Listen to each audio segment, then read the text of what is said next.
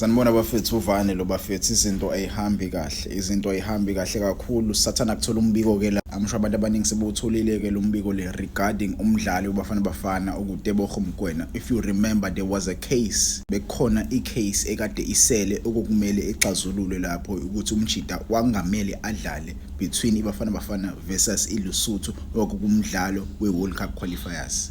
The player played that game. iLesotho didn't log the complaint. Lesotho didn't log the complaint, but iFIFA yona ihambile ku disciplinary hearing yalibheka leli cala leli yalicubungula kahle leli cala leli yase ke ifaka isixazululo sayo bafethu asikho mnandi because bashilo la kuthiwa FIFA has deducted 3 points from ibafana bafana for fielding an eligible player okuTebogo Mokoena against ibafana bafana. Lento le ibeka phiki ibafana bafana. Khumbula ke phela ibafana bafana currently njengoba ibingakaphucwa ama point ibu number 1 ukube ya draw against Nigeria ibizo qualify nje kahle ingathintwa yilutho yabo. Kodwa ke right now njengoba sesiphuciwe nje u3 points sesiphuciwe 3 points iscore manje not iscore per se but ama points siyalingana with iBenin ke yona esilandelayo njengoba isilandela nje iBenin inemidlalo emibili elandelayo. I think igame elandelayo yeBenin iyodlala I think iZimbabwe or Nigeria but 2 of those games bazodlala neZimbabwe neNigeria yabo. Nje wachaziwe la kuthiwa njengoba ididathe nje ama point iSouth Africa ifiniwe futhi imali engango 10,000 USD. 10,000 USD uTebogo Mokoena umdlali yena uishwe ngewarning. Umchita ke utholi warning ngoba kwakumele amise igame eyodwa. Kwakumele nje angayidlali le game le yebafana bafana versus iLesotho because wayine yellow card. Angifuni nje bafethu uqama manje this is a huge step back for ibafana bafana because masubheke lento le bafethu we have 2 games asisalele. Lama game u2 kumele senze show ukuthi siyawawina lawo ma game and also aswawini ngamagoli amancane because njengoba siwu number 2 currently siyalingana ama points with iBenin. Njengoba silingana ngama points basiphuce amagoli because amagoli kuma group stages ayakhanselana. Amagoli ema qualifiers ayakhanselana. So right now njengoba siwu number 2 kumele senze show kulama games sowadlala against iZimbabwe and iRwanda. Siyawawina lawo ma games because if we lose those games asikhohlwe nje bafethu ukuthi sizokwazi ukuqualifya as number 1 yabo because uma sishawa against iZimbabwe lezodlala le eMosambika ingakho nxusa abantu ukuthi bafike ngobuningi eMabhida bayosupporta ibafana bafana. Bafike ngobuningi bayosupporta ibafana bafana same as igame ezodlalwa le eMbombela. Bafike ngobuningi bayosupporta ibafana bafana because it's a must win. We must win 2 of these games. Akumele sitatazele kakhulu. Thina nje siyodlala neZimbabwe neRwanda or iBenin izodlala neRwanda neNigeria yabo.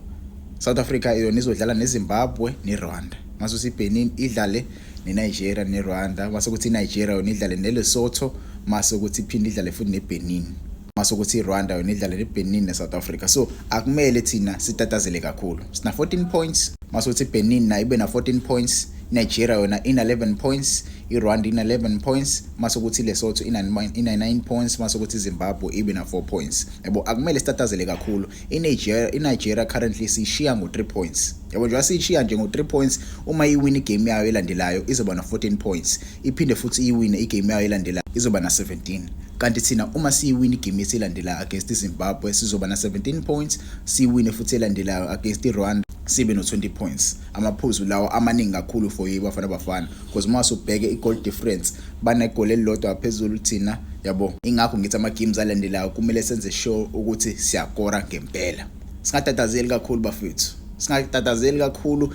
Isakhona ithuba. We still have the chance to qualify. And likhulu kakhulu ke leli thuba. Akusho ukuthi ithuba elincane, likhulu kakhulu leli thuba for thina uthi siqualify. Into nje kumele siyayenza singatatazeli kwamanje. Ziningi izinto esangayifacea yabo, ziningi izinto esangayifacea but ke lento le mina na into engizoyiphawula and I spoke about this the last video I spoke ngalolu daba lebafana bafana with ukusanctionwa kwayo. I spoke ngokuthi njengoba sesiphuciwe u3 points kumele kube khona ushintsho oluba khona lapha kuma boardrooms eSAFA. Kumele kube khona ushintsho.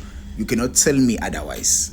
Akwazi nje ukungitshela otherwise because ngeke ungitshele ukuthi lento le yenzeka kukhona abantu abakhokhelwa imali eyishisiwe ukuthi badile nalezi zinto lezi. Bahlale benzana lapha umuphi umsebenzi wabo ukuhlala lapha. What is your job? Your job is to look at the players who are supposed to play. Ubani umdlalo ongambela dlala. Simple thing. Into nje encane. Mesa phucwa nje versus phuciwe. Akuxoshwe nje umuntu okumele agade lo msebenzi. Ayikabi. Ngiyazi bafethu akukho mnandi ukuxoshwa emsebenzini, kodwa lento le isisifake engcindezeni enkulu. Ingcindezi phela le inkulu kakhulu. If you don't qualify, what if you don't qualify? Uzothini lo muntu loyo? Angalala kahle nje.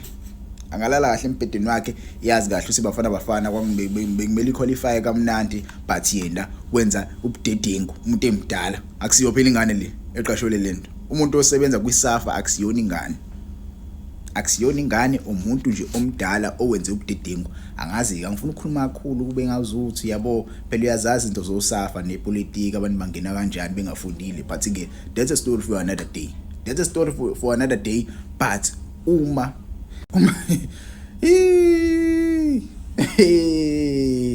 but bafethu ngangitshela ama comments ngifila kanjani nale ndaba le. I'm not okay, but ke sana lithuba lokuthi sikwazi ukuthi siyodlala, sikwazi ukuthi siqhubeke, singatatazeli kakhulu bafethu. Umoya phansi, hambani niyothenga amathikithi.